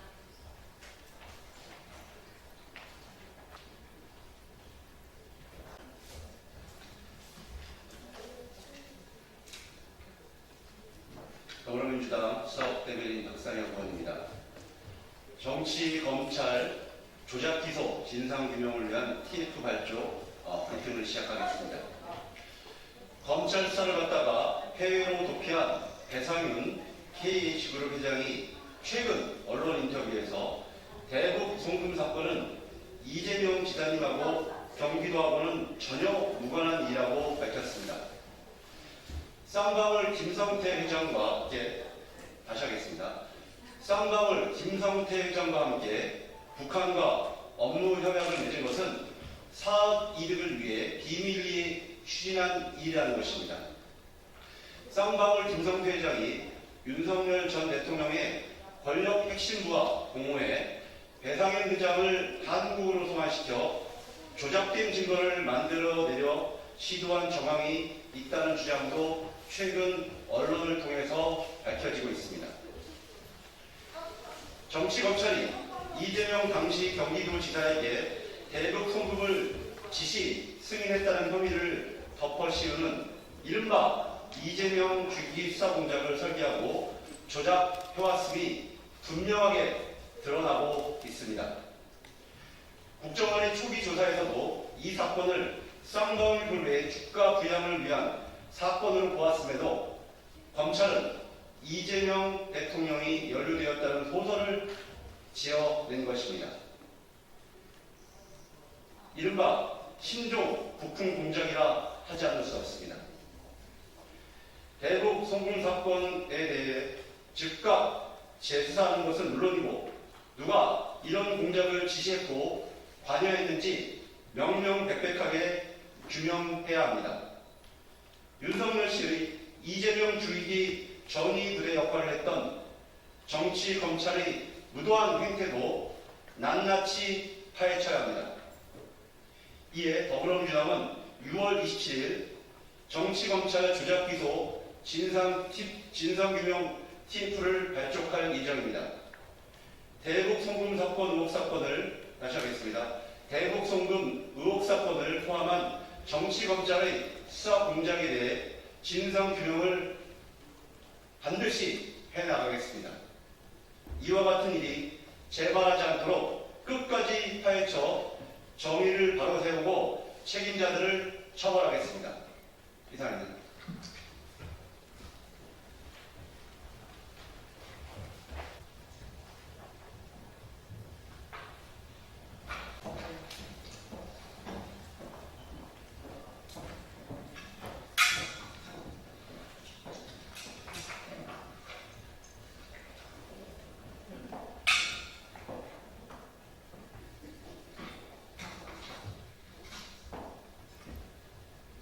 예, 진보당 비정규직 노동자 국회의원 정혜경입니다.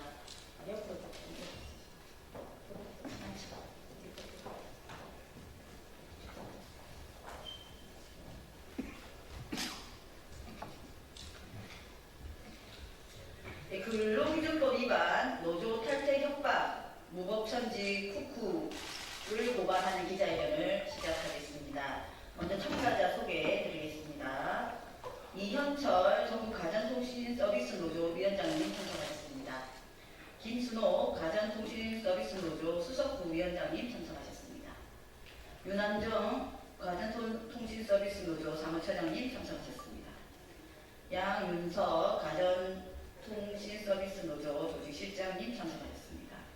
박솔비 가전통신서비스노조 조직국장님 참석하셨습니다. 오혜민 법무법인 여는 노무사님 참석하셨습니다. 조현호 가전통신노조 코웨이 CL 지부장님 참석하셨습니다. 전덕재 가전통신노조 쿠쿠 부산지회장님 참석하셨습니다.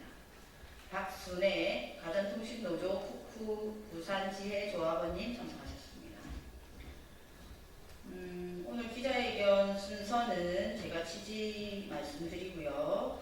첫 번째 발언으로 전덕재 가전통신노조 국후 부산지회장님, 두 번째 발언으로 박순애 가전통신노조 국후 부산지회 조합원님, 세 번째 발언으로 오혜민 법무법인 여는 노무사님이 하시겠습니다. 기자회견문 낭독을 이현철 가전서비스노조 위원장님께서 하도록 하겠습니다. 네, 근로기준법 위반, 노조 탈퇴 협박, 무법천지 회사 쿠쿠를 고발합니다. 새 정부 출범 이후 그 어느 때보다 노동 존중의 가치가 강조되고 있습니다. 시대의 흐름을 따라가지 못하고 아직도 부당노동 행위와 근로기준법 위반을 밥 먹듯이 하고 있는 사업장이 있다면 그 회사는 시대에 뒤처진 구닥다리 정신을 갖고 있거나 아니면 애초부터 노동법을 지킬 마음이 전혀 없는 그야말로 악질이라고 볼 수 있습니다. 모든 국민이 태어나면서부터 노동조합을 하지는 않습니다. 한 명의 미조직 근로자로 살다가 노동조합의 문을 여는 순간은 누구의 게임도 아니고 얄팍한 돈 몇 푼 때문도 아닙니다.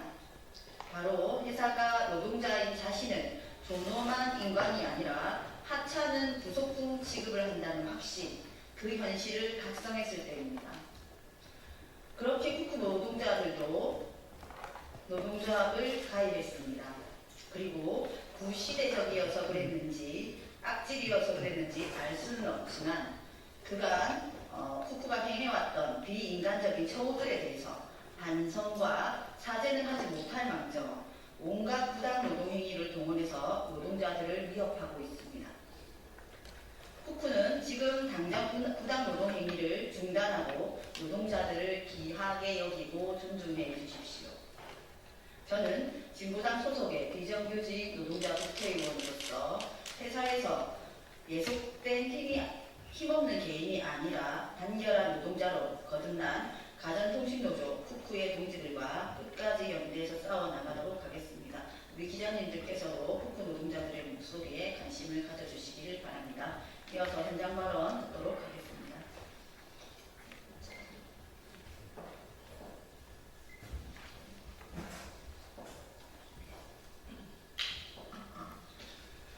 안녕하십니까. 저는 여러분들이 알고 계시는 쿠쿠라는 회사에서 정수기, 공기청정기, 비대 등 환경 가전 제품을 판매하고 판매된 제품을 점검하고 관리하는 노동자입니다. 저희는 회사의 발전을 위해 헌신적으로 임해왔습니다. 하지만 회사는 저희를 영업의 도구로 생각할 뿐 쿠쿠를 함께 만들어가는 구성원으로 대하지 않았습니다. 이해가 되지 않는 부분이 있어서 회사에 건의를 하면 묵살되고 부당하지 않냐고 건의하면 그 또한 묵살되었습니다. 그래서 저희는 노동조합을 결성하게 되었습니다. 저희들이 회사에 요구하고 요청하고 건의를 드리는 부분이 정말 잘못된 건지 아니면 충분히 노동자라서 건의드릴 수 있는 것인지 여기 계신 기자님, 현장에서 고생하고 계시는 노동자 여러분께 묻고 싶습니다. 주말 연장 근무, 쿠쿠 본사는 영업 마감일을 토요일로 지정할 때가 많습니다. 이로 인해 모든 노동자들은 주말 출근을 피할 수 없습니다. 마감일을 평일로 변경 요청하면 금요일에 끝내고 토요일 안 나오시면 되잖아요. 이렇게 대답이 돌아옵니다. 마감일이 토요일인데 어떻게 현장에서 안 나올 수가 있습니까? 강제 주말 근무일 수밖에 없습니다. 더 큰 문제는 이러한 주말 근로나 평일 연장 근로에 대해 단 한 번도 보상을 받은 적이 없었습니다. 급여 문제. 매달 급여일이 되면 방문 점검원인 매니저들의 수수료가 제대로 계산되었는가라는 불안과 걱정을 할 수밖에 없습니다. 자아전 수수료 오지급으로 인해 제대로 지급되었는지 계산하느라 월급날은 사무실이 난립니다. 임금은 노동자가 한 달 동안 일하는 대가인데 임금 계산이 이번 달은 맞고 다음 달은 틀리면 어느 누가 회사를 믿을 수 있겠습니까? 2월에 일한 수수료가 계산이 잘못되었다고 며칠 전 6월 20일에 매니저들의 동의도 구하지 않고 월급 통장에서 빼갔습니다. 매니저들의 점검 수수료 체계가 이번에 변경되었는데 원래는 7구간에서 30구간으로 변경이 되었습니다. 영업 실적뿐만이 아니고 고객님들의 해피톡, 만족도에 따라서 월급이 그렇게 구간 변경되었습니다. 점검 수수료는 순수하게 노동을 통해서 하는 점검에 대한 수수료인데 30구간이나 나눠가면서 차등 지급할 이유가 없다고 생각합니다. 필터 재고조사, 연 2회 필터 재고조사를 실시합니다. 전산보다 필터가 부족하면 관리직군 노동자들의 월급에서 그 필터값을 공제합니다. 동의도 받지 않고 빼갑니다. 전산보다 실물이 많을 때는 그대로 본사로 기속됩니다. 상식적으로 이해가 가지 않습니다. 전산에서 모자란 만큼 돈을 뺐으면 남은 만큼 돈을 줘야 되는 게 상식이 아닌가요? 그리고 본사는 정말 한 실수도 없이 필터를 정확히 각 지국에 보내고 있는 건 맞습니까? 확인되고 있지 않는 사실입니다. 책임이행 보증금. 쿠쿠는 퇴사 이후 매니저님들이 퇴사 이후 발생할 수 있는 사태에 대비해서 매니저들에게 매월 10만원씩 200만원까지 공제를 합니다. 퇴사 후 1년이 지나면 신청해서 받을 수가 있습니다. 그런데 반드시 신청을 해야 됩니다. 잊어서 찾아가지 못한 돈은 모두 회사로 들어갑니다. 이것도 문제지만 200만원을 다 채우지 못하고 20개월을 채우지 못하고 퇴사하게 된다면 그 부족분을 지국장의 월급에서 빼갑니다. 물론 저희의 동의는 받지 않습니다. 건강식품, 보험 등의 홍보 판매, 본사의 지시로 지국에서 연이회 건강식품, 보험 등을 판매하는 상품 설명회라는 게 열립니다. 저희 업무와는 아무런 연관이 없는 일이지만 강제로 모두 참석해야 합니다. 출석부도 작성합니다. 혹시 결혼이 몇 명 생기면 그곳은 다시 전 인원이 모여서 다시 홍보 상품 교육을 받아야 합니다. 참석인은 1명당 2에서 3만 원 정도가 지급되는 걸로 알고 있는데 단 한 번도 현장에서는 지급받은 적이 없습니다. 회사는 수익을 얻기 위해 쿠쿠 직원들을 업무와는 아무 상관이 없는 일에 강제로 투입시키고 있는 것입니다. 이에 대하여 저희는 부당함을 건전하게 회사에 건의하기 위해서 노동조합을 만들고 취업규칙, 노사협의회라는 것이 있다는 사실을 처음 알게 되고 요청을 하였습니다. 노동자로서 정당한 권리를 되찾기 위해 회사에 취업규칙을 달라고 했으나 보안상의 문제로 줄 수 없다고 답변해 왔습니다. 노사협의회 내용도 알려달라고 했지만 아직까지 받지 못했습니다. 회사는 법을 위반하고 있으면서 오히려 너무나 당당합니다. 이제는 쿠쿠의 불법적이고 비정상적인 행태가 반복되지 않도록 싸워나가려고 합니다. 회사를 망하게 하려는 게 아닙니다. 쿠쿠가 노동자들과 함께 상생하고 발전할 수 있게 하기 위함입니다. 국민 여러분, 쿠쿠 노동자들의 싸움을 지켜주시고 응원해 주십시오. 물러서지 않고 맞서겠습니다. 긴 이야기 들어주셔서 감사합니다.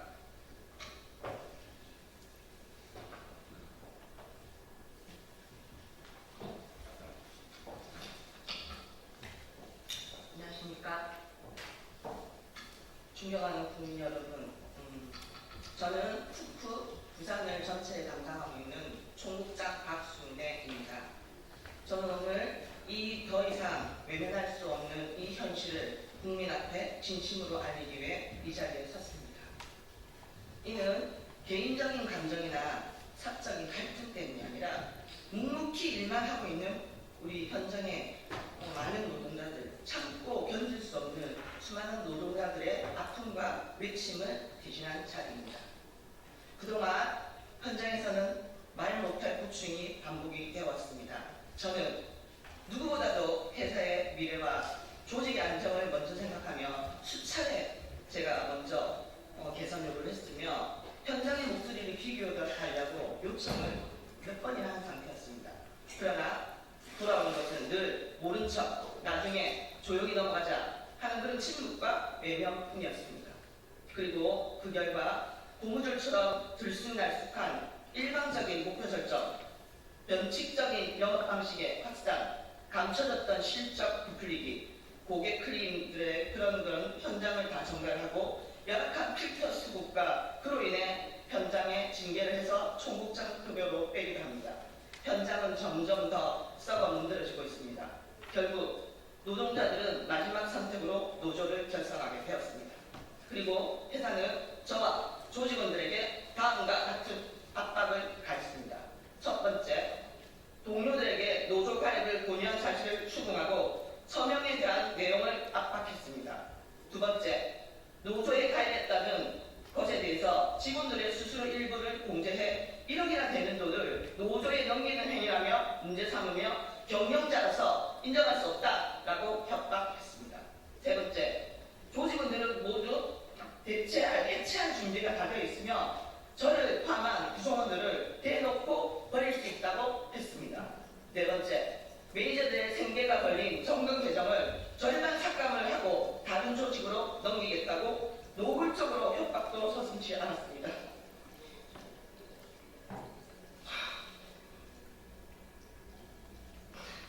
이 모든 것이 과연 정당한 노동조합의 한타의 대안입니까? 이것이 쿠쿠가 말하는 소통입니까? 저는 지금 한 명의 책임자이자 한 명의 노동자로서 심적으로 무너지고 정말 무섭습니다. 쿠쿠는 과연 건강한 기업입니까? 국내 유일 정수기회사에서 벌어지는 이 일들을 2025년 대한민국에서 정당한 일입니까? 우리는 모두 생계를 위해 묵묵히 일하겠습니다. 평범한 노동자들입니다. 하지만 회사의 잘못을 지적하면 돌아오는 건 대화가 아닌 권력과 힘으로 누르는 구조적 병폐뿐이었습니다. 저는 이제 침묵하지 않겠습니다. 저는 총국장이지만 저는 인간으로서 한 인간으로서 동료의 고통을 외면하기 위해 그리고 이 조직이 정말 바뀌기를 간절한 바람으로 이 자리에 섰습니다. 쿠쿠는 이제 귀 기울여야 합니다. 현장은 변화를 원하고 있습니다.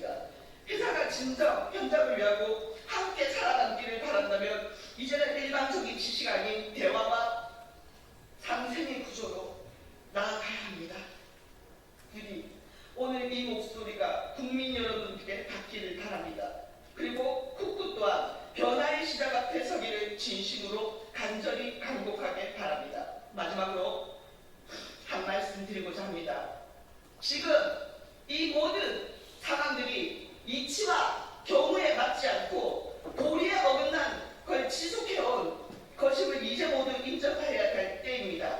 저 역시 한 사람의 일꾼으로서 더 이상은 침묵할 수 없어 이 자리에 섰습니다. 부디 앞으로도 서로가 서로를 살리는 상생의 길로 나아갈 수 있도록 간곡히 부탁드립니다. 감사합니다.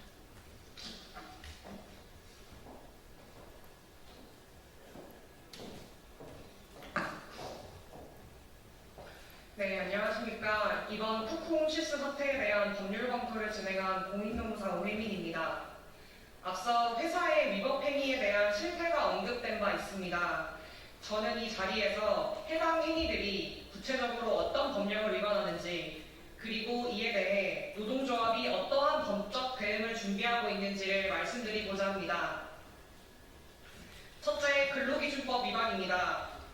취업규칙은 근로자의 근로조건과 복무규율을 규정한 핵심적인 준칙으로 근로기준법 제14조에 따라 사용자는 이를 근로자가 자유롭게 열람할 수 있도록 항상 게시하거나 비치해야 할 법적 의무가 있습니다. 이를 위반한 경우 동법 제116조에 따라 과태료 부과 대상이 됩니다. 그럼에도 불구하고 쿠쿠홈시스는 취업규칙을 보완사항이라며 근로자의 열람 요청을 거부하고 일부 발췌해 제공하겠다는 황당한 입장을 고수하였습니다. 이는 법령상 의무를 명백히 위반한 행위입니다. 둘째, 근로자 참여법 위반입니다. 근로자 참여법 제16조는 노사협의회 회의가 비공개 의결이 아닌 한 원칙적으로 공개되어야 하며 제19조는 회의록을 작성 및 비치하고 3년간 보존할 의무를 명시하고 있습니다. 그러나 쿠쿠홈시스는 노사협의회 회의의 진행 여부 및 회의록 공개 요청에 대해 답변을 거부하고 있습니다. 이는 노사협의회의 본래 취지인 근로자의 경영 참여와 협의를 통한 공동 발전이라는 기능을 본질적으로 훼손하는 행위입니다.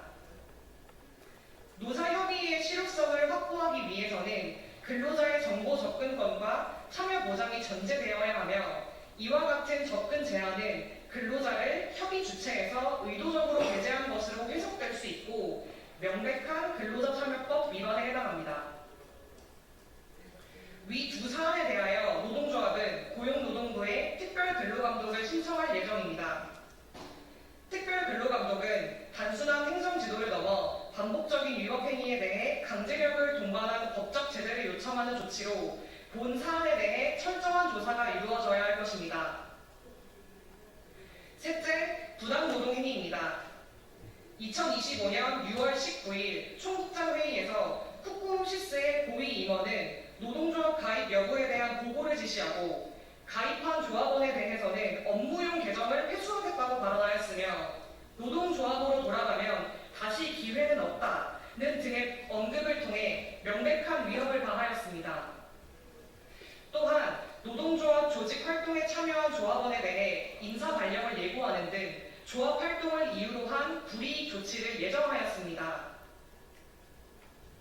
이와 같은 일련의 행위는 헌법과 노동조합법이 보장하는 단결권을 침해하며 조직 와해를 목적으로 한 전형적인 불이익 취급 및 지배 개입의 부당노동 행위에 해당합니다.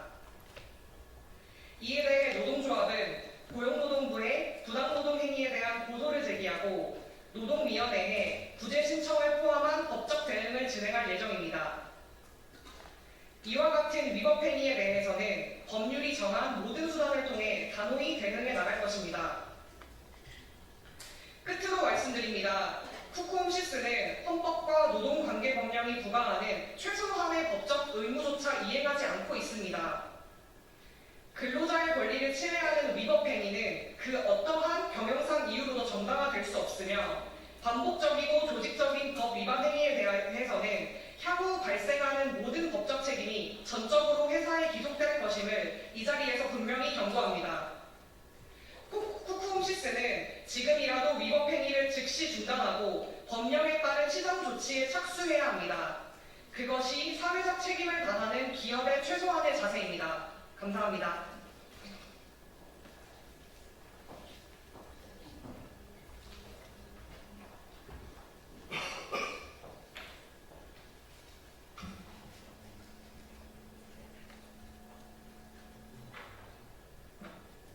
네, 가전통신위원장 이현철입니다.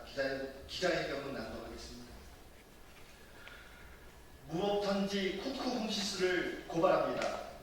국민 여러분, 저희는 쿠쿠에서 일하는 노동자들입니다. 우리는 쿠쿠 제품을 판매하고 점검하고 관리하는 일을 하며 회사의 발전을 위해 누구보다 헌신해 왔습니다.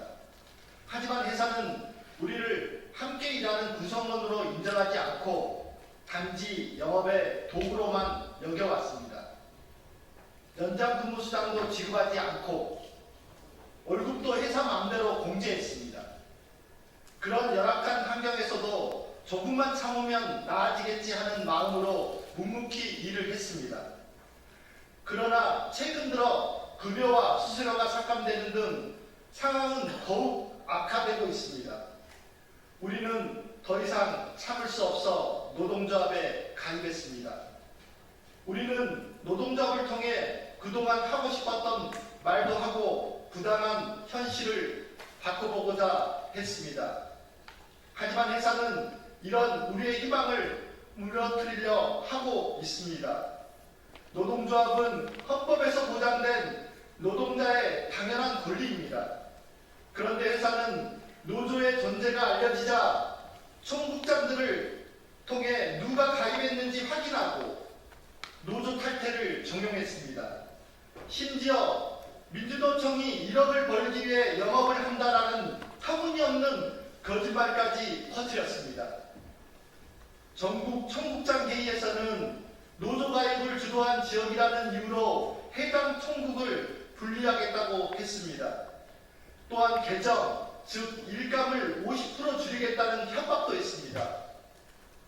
7월 1일자로 부당한 인사관련까지 예고된 사항입니다.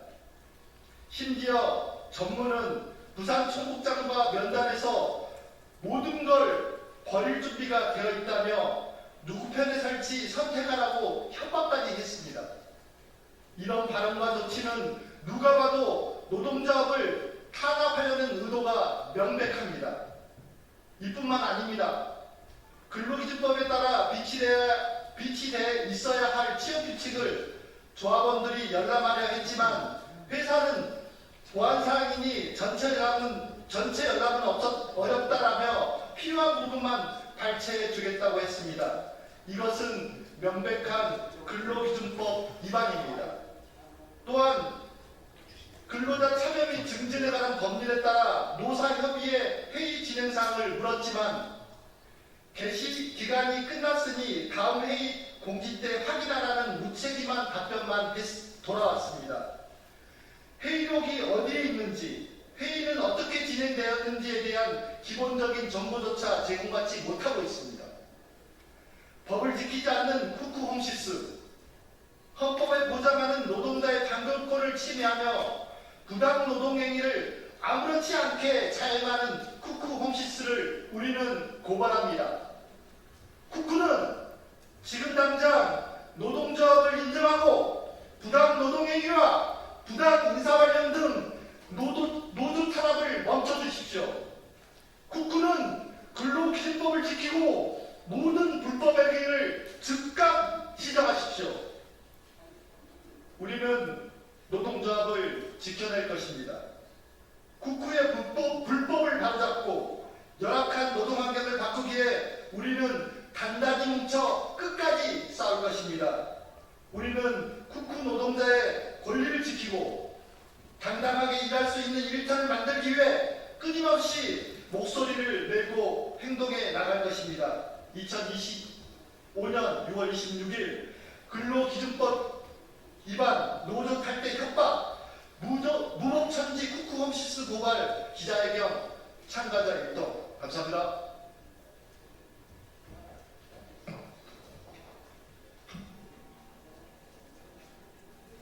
예, 기자님들도 노동자시니까 다 잘 아실 겁니다. 누구나 자신의 노동으로 가족들과 함께 행복하게 영위하고 살고 싶지 노동조합을 시작해가지고 어렵고 힘들게 싸우고자 하는 사람은 아무도 없다는 거 알고 계실 겁니다. 이 노동자들이 얼마나 억울했으면 노동조합을 만들었고 또 그 노동조합을 만드는 가운데서 쿠쿠라는 자본이 어떻게 노동상권 자체를 말살해 가면서 탄압하고 있는지에 대한 낱낱한 고발을 우리 기자님들께서 해주시면 감사하겠습니다. 이 노동자들에게 조금의 기비 언덕이 다 같이 되어주시면 좋겠습니다. 저도 한노위 국회의원으로서 쿠쿠의 부당 노동 행위에 대해서 자시하지 않을 것입니다.